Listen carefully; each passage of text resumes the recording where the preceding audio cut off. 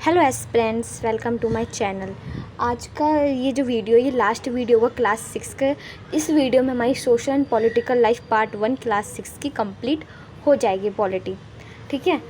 और इसके बाद मैं आपके लिए एक पूरी होल क्लास 6 की रिवीजन की वीडियो लाऊंगी पॉलिटी की।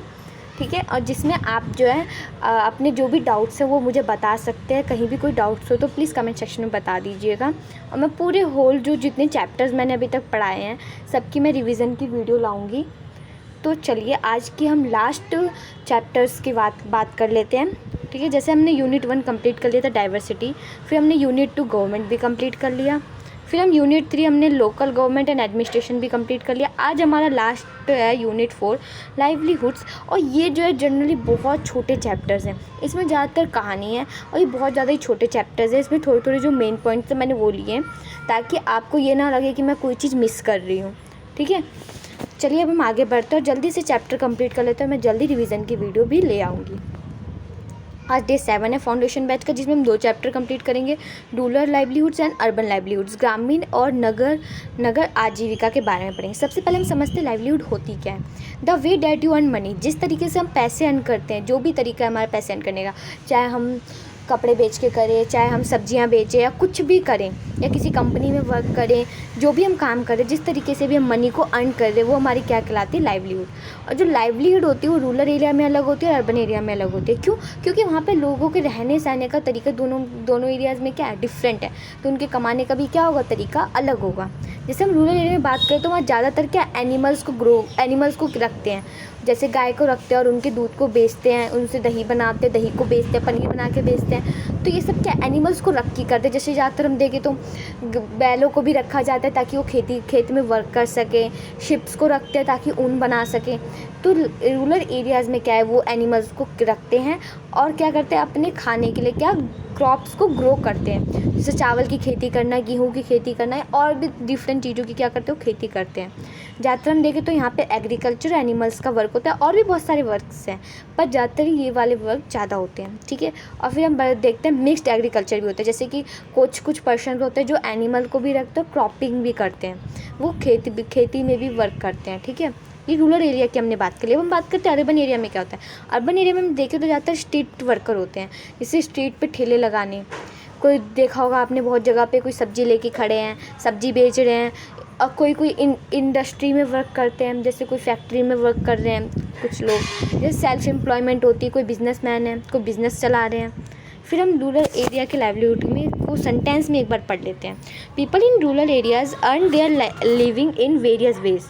दे अंडरटेक इन फार्मिंग और नॉन फार्मिंग एक्टिविटीज़। जो रूरल एरियाज़ के जो लोग हैं वो बहुत तरीके से पैसे अर्न करते हैं। ठीक है। जिसमें कि हम बात करें तो आते हैं फार्मिंग और नॉन फार्मिंग एक्टिविटीज़। फार्मिंग में हम बात कर ले तो वो एग्रीकल्चर में वर्क करना, एग्रीकल्चर में खेती करना और जो भी क्रॉप्स उगा रहे हैं उनको सेल करना। और नॉन फार्मिंग एक्टिविटीज़ की बात करें तो एनिमल्स से जो भी चीज़ें हमें मिल रही है उनको सेल करना। ठीक है। अब हम एक पॉइंट के एक वर्ड के बारे में पढ़ते हैं जिसे हम माइग्रेशन बोलते हैं, प्रवासन। और ये जनरली बहुत ज़्यादा पूछा जाने वाला भी है, मतलब यूज़ होता है हर पॉलिटी की हर जगह में यूज़ होता है। यहाँ तक कि हिस्ट्री की भी क्लास 9th की बुक में है। ठीक है। तो चलिए हम स्टार्ट करते हैं। माइग्रेशन का मतलब क्या है? The movement of a large number of people from one place to another to find job. जो लोग हैं उनका एक जगह से दूसरी जगह पे क्या करना, लार्ज नंबर में जो लोगों का एक जगह से दूसरी जगह में प्रवेश करना, जाना।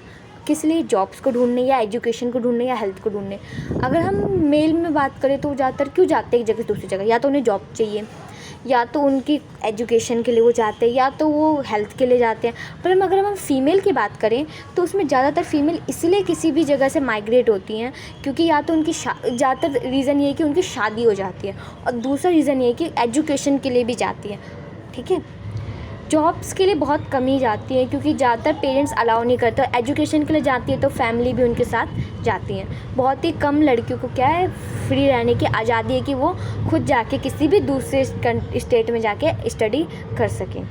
ठीक है। अब हम बात करते हैं terrace farming. This is a type of farming in which the land on a hill slope is made into flat plots and curved out in steps. मतलब जो कि हम हिल शेप की बात करें, जैसे पहाड़ है तो यहाँ पे क्या है, खेती करते हैं और जो उसकी जो लैंड होती है ना उसको एकदम मतलब जहाँ पे क्रॉपिंग की जाती है उसको फ्लैट रखा जाता है, यानी कि ऊबड़ खाबड़ रखा जाता है। नहीं, इससे क्या होगा, अगर ऊबड़ खाबड़ रहेगा तो क्या होगा, क्रॉप्स अच्छे से उगेंगी नहीं।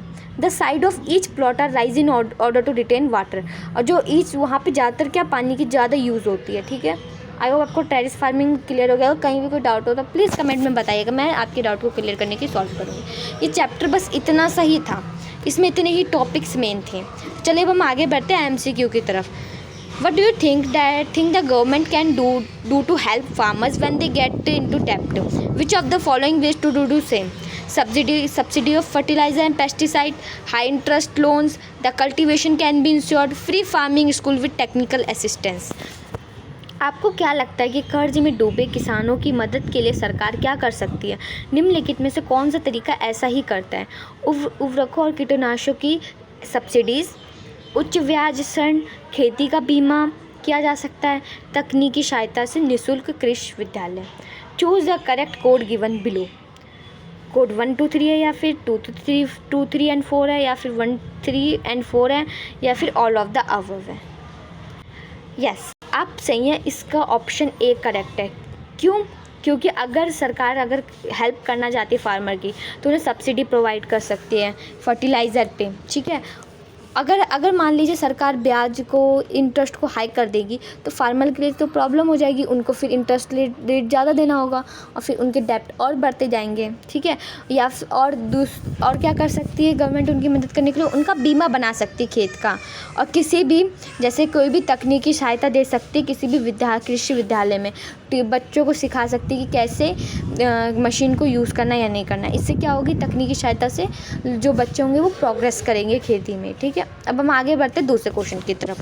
Consider the following statement about street vendor. There are almost 5 crore street vendor in the country working in urban areas. Street vending was still recently looked upon only as obstruction to traffic and to people walking.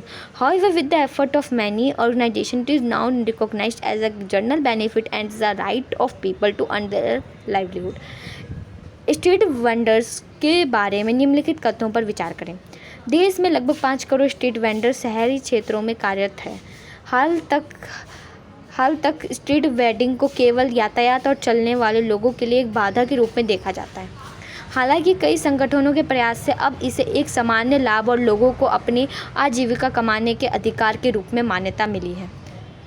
Choose the correct code. कौन सा code correct है? देखिए, अगर हम पहले option की बात करें तो इसमें बोल रहे 5 करोड़ की क्या है, 5 करोड़ जो है लोग स्ट्रीट वेंडर का काम करते हैं। अगर हम 5 करोड़ देखें तो ये बहुत ज़्यादा ही लोग हैं, ठीक है। तो ये ऑप्शन तो हमारा गलत है, तो ऑप्शन 2 और 3 जो है वो सही है, ठीक है। तो हम बोल सकते हैं option B is correct. I hope आपको यहाँ तक क्लियर हो गया। कहीं भी कोई डाउट हो प्लीज़ कमेंट सेक्शन में ज़रूर बताइएगा। और इसी वीडियो के साथ आपकी क्लास 6 की NCERT कंप्लीट होती है और मैं आपके लिए जल्द ही रिवीजन वीडियो लाऊंगी जिसमें मैं सारे चैप्टर्स को एक ही वीडियो में कवर करूँगी। Thank you guys for watching my video. Please like and subscribe my channel.